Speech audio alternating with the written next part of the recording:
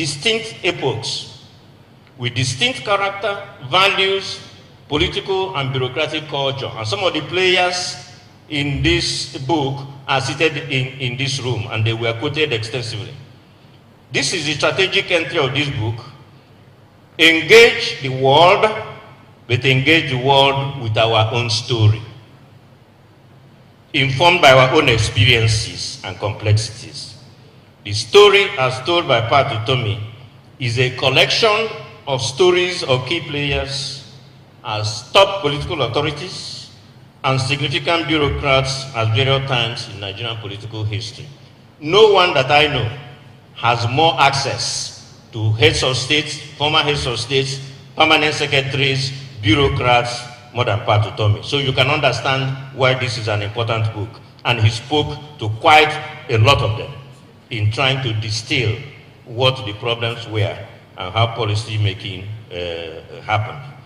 The interviews, these stories took readers right into the cabinet room, outside the cabinet room to listening posts as key players reveal motivations and incentives for action taken or not taken. The interviews and case studies, robustly analyzed, provide a rich menu of lessons.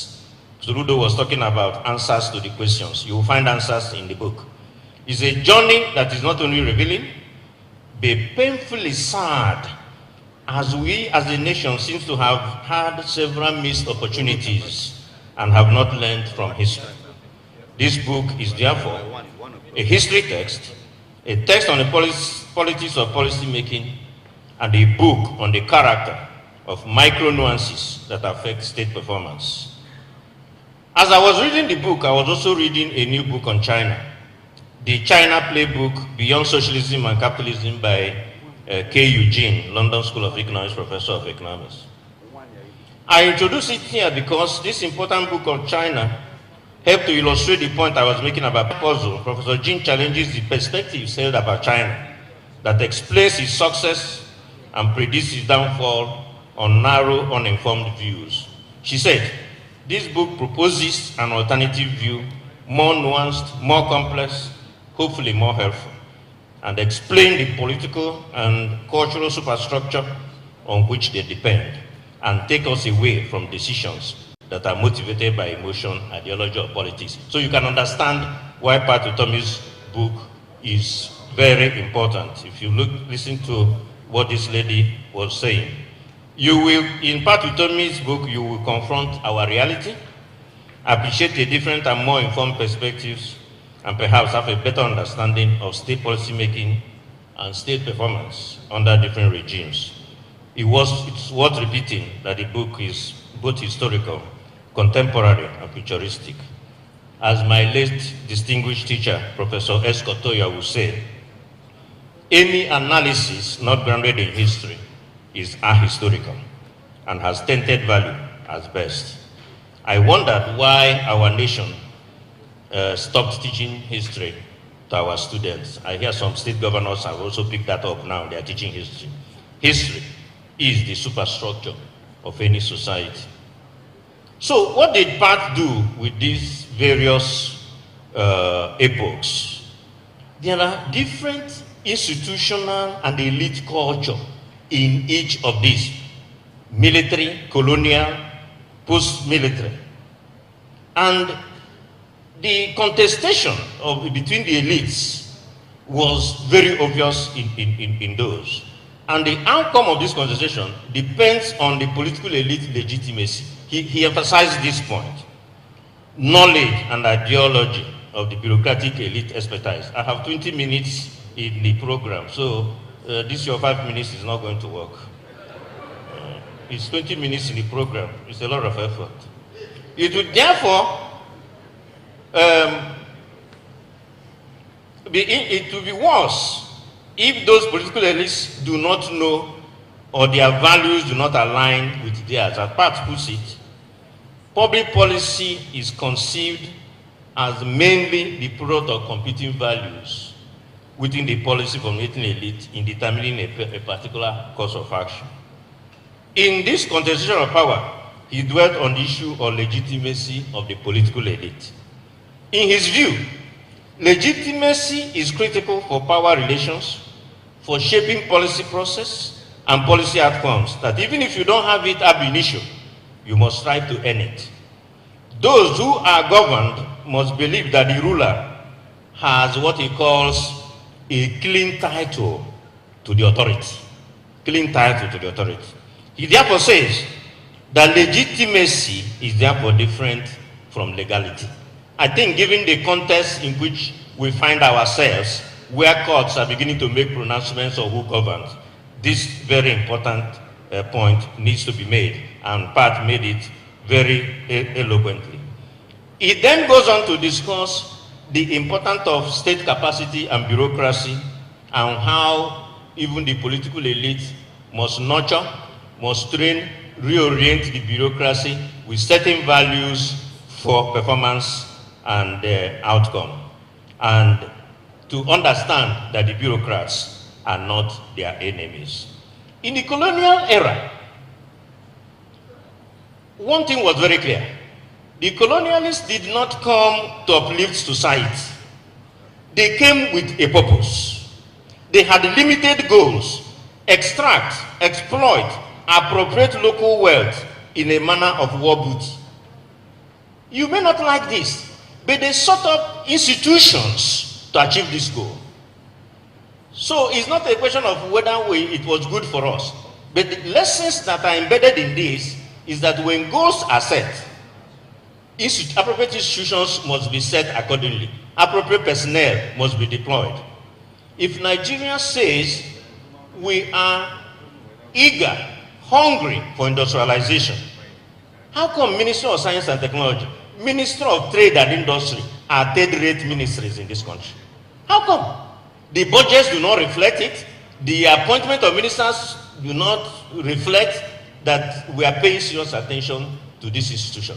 Here was a colonial government who knew what they wanted, set a limited goals, but created institutions to attain those goals. So those are the lessons. So when institutions, when political authority creates goals, limited goals, we must begin to see them in the institutions that are being funded and in the budget appropriately. It reminds me of a couple of years ago, in the last dispensation, I was part of a retreat with a state governor after he had done 2 years. He was in his third year. And while we were at that retreat, the governor started reeling out what he wanted each sector to do. His commissioners were there, all the aides were there. After a while, I had to interrupt the governor, and I said, these commissioners and aides, you need to pull out your papers and write, because I think for the first time, they were hearing the governor espouse his programs after 2.5 years. So the goals were not set, the institutions were not appropriately put in place, and the personnel were not appropriately deployed. So these things, the absence of clear goals and direction from political authority becomes an incidental power resource for bureaucratic state. So when bureaucrats even seize control, it's also because there is no direct goals set by the political authority. And that is why it's important, as the book tries to explain, what is in a manifesto is what transforms into goals and programs that the bureaucrats are supposed to implement. When we say one thing and do another, it becomes problematic. I refer you to James Madison in 1778. He said, a good government implies 2 things. First, fidelity to the object of governance, which is the happiness of the people. Secondly, a knowledge of the means by which that object can be best obtained. This second part is very important. Even if you know that it is to generate happiness for all the people, do you know how to do it? Have you assembled the appropriate people and created the right institution? If insecurity is ravaging this country, how come we are still pouring money on the same structures that seem ineffective to deal with this. So when you read Pat Utomi's book, you begin to understand this. In the constitutional epoch, the political elite, and Professor Lewis and others touched on this. This elite discord, you can see them clearly in the way they played out in Pat Utomi's book.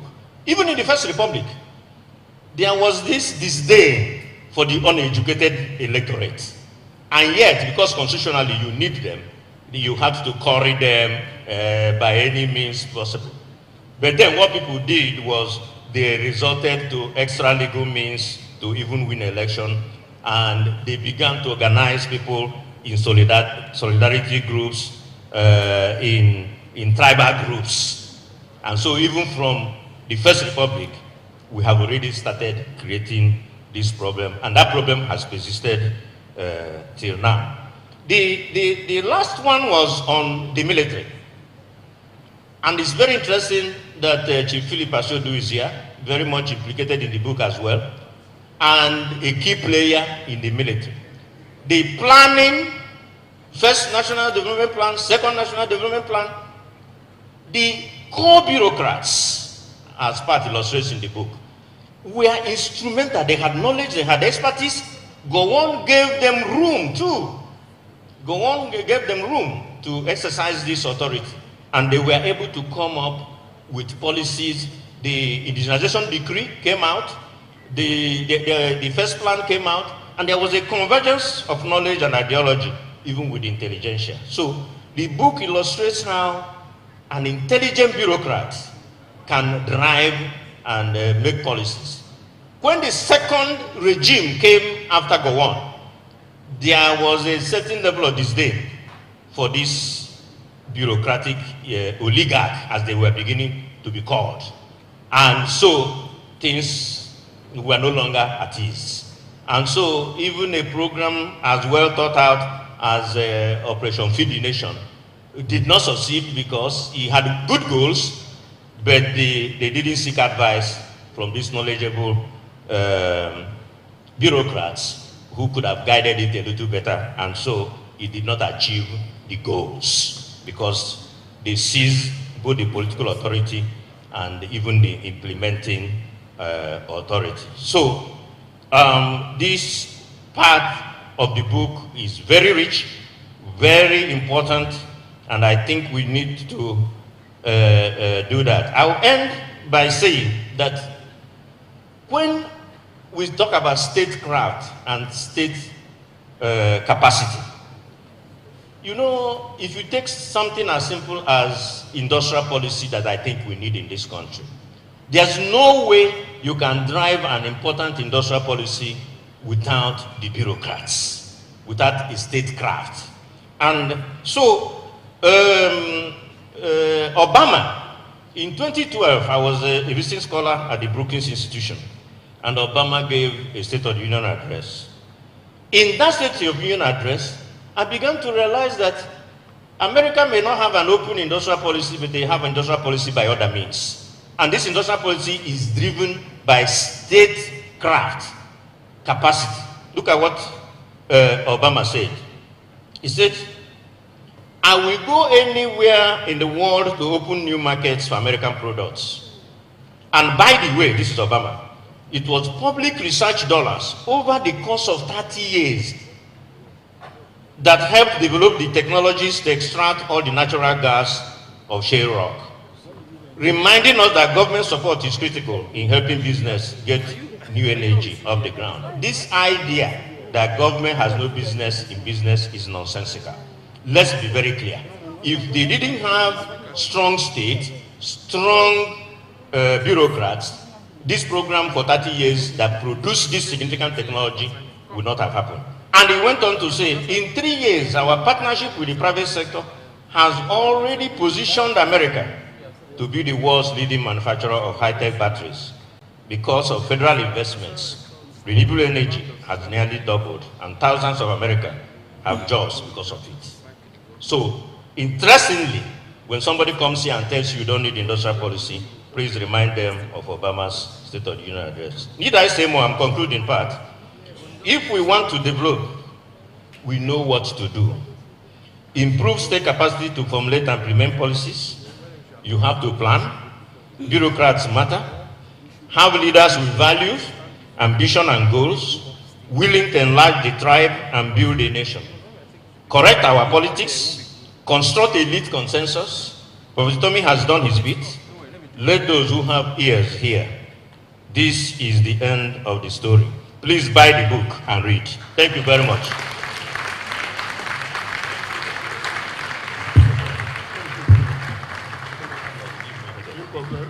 Thank you, Prof.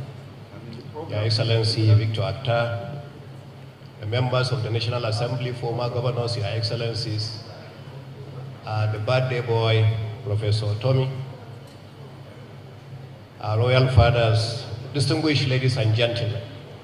I'm sorry that the program has changed a little bit where I have to speak. I have to rush back to the airport and catch 2 o'clock flight because I'm not as lucky as His Excellency Peter Obi to have a private aircraft that will take me back to. So I want to wish you first a happy birthday and want to thank you sincerely for inviting me to this event. I want to remind you, Professor Tommy, that roughly 20 years ago, I was the managing director of African Petroleum, and you came into an event and you spoke at the International Institute here in Lagos on Kofa Biomi on what is wrong with Nigeria, issue of leadership, and what we have been going through. I'm sorry to say 20 years later, we are still talking about the same thing and we are still going about the same direction. So we need to sit down and understand what is really wrong with us. So we can pick it from there. Instead of sitting down here, I see all the big men here, all the big heads, our royal father from Onisha also here and the rest, and students now that we are bringing them to learn.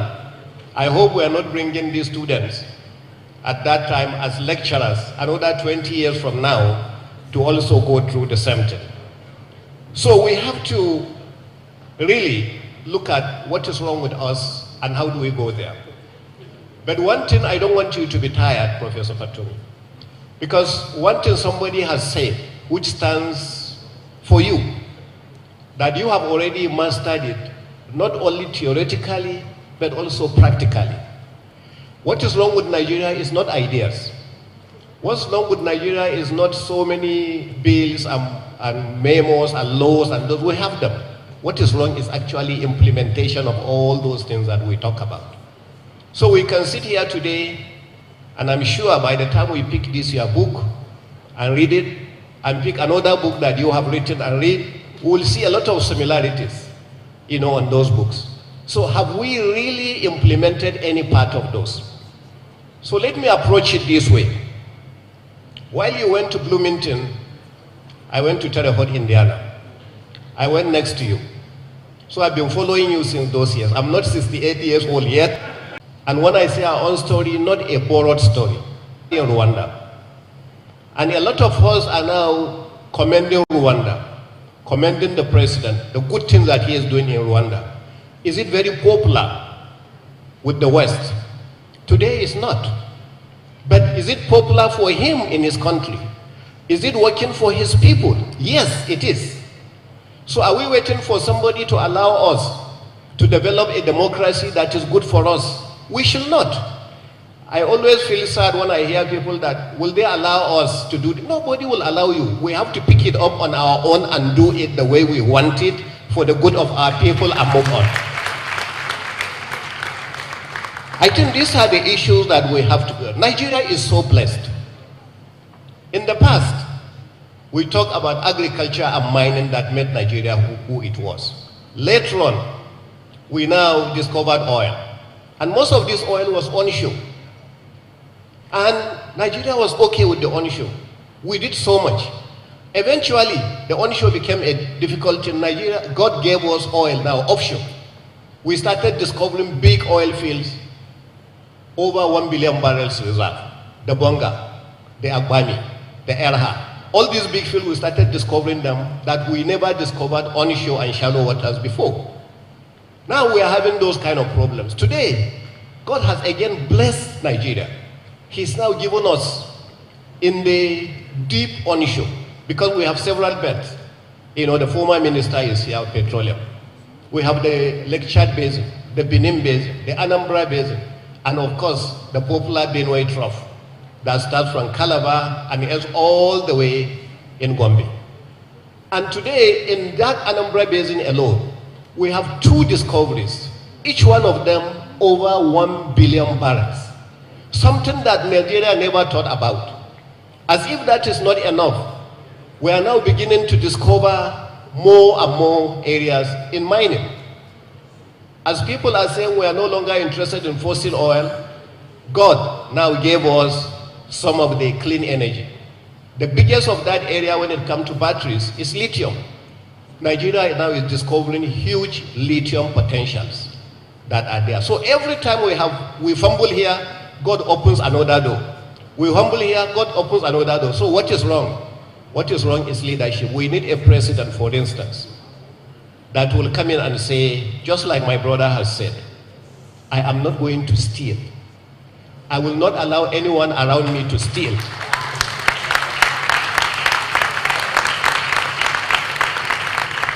And if anyone around me steal, I will punish them. And it will be seen that I'm punishing them. Believe me, all the governors will stand up, because Nigerian president is the most powerful president. I'm sorry I'm rushing to the airport. I thank you very much and God bless you. I don't know why you are asking me to launch a book when Peter Obi is here.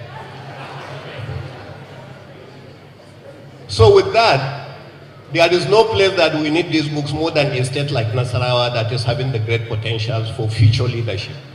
Therefore, the Nasarawa state will launch this book with 10 million naira so we can go to MC and welcome very eminent panel members. I'm sure we all agree with me that we have the political elites here. So if they agree to what the keynote speaker said or the book reviewer said, it means that Nigeria will be a better place. And if you look at the topic that we have today, we are looking at democracy, governance, and national performance, which is a very interesting topic and which will interest anybody that is interested in Nigeria. And the keynote speaker, Professor Lewis, mentioned that we are supposed to celebrate that we've had about 25 years of democratic governance, which is very good.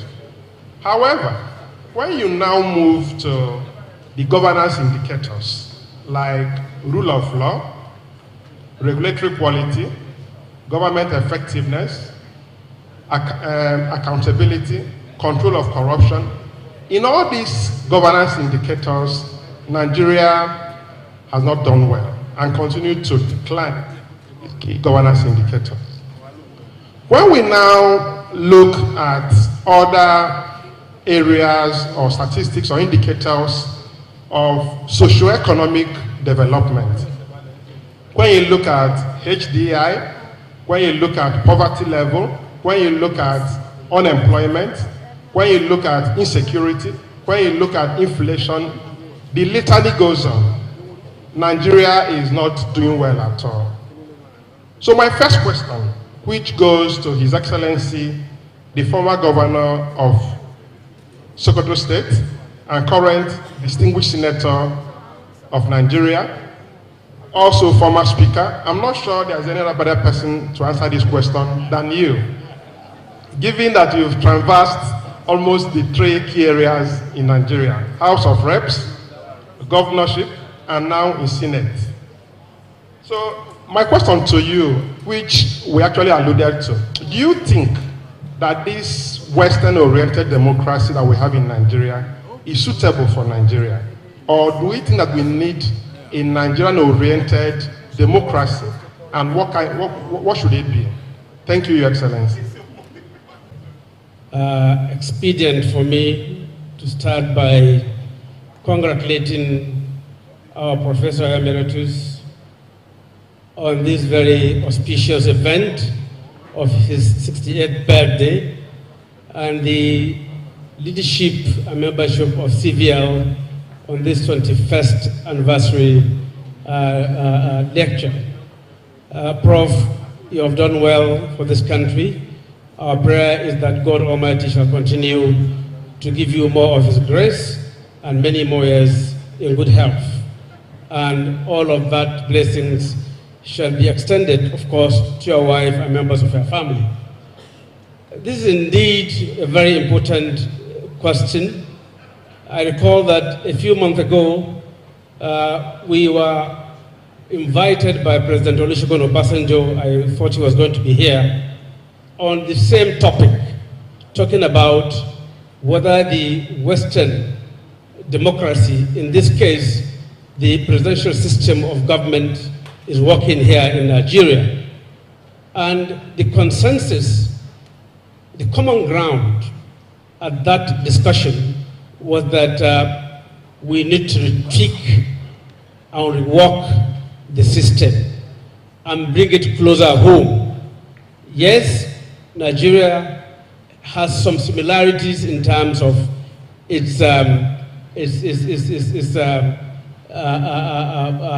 diversities with America as a continent, as a country, but not everything about America is similar about Nigeria.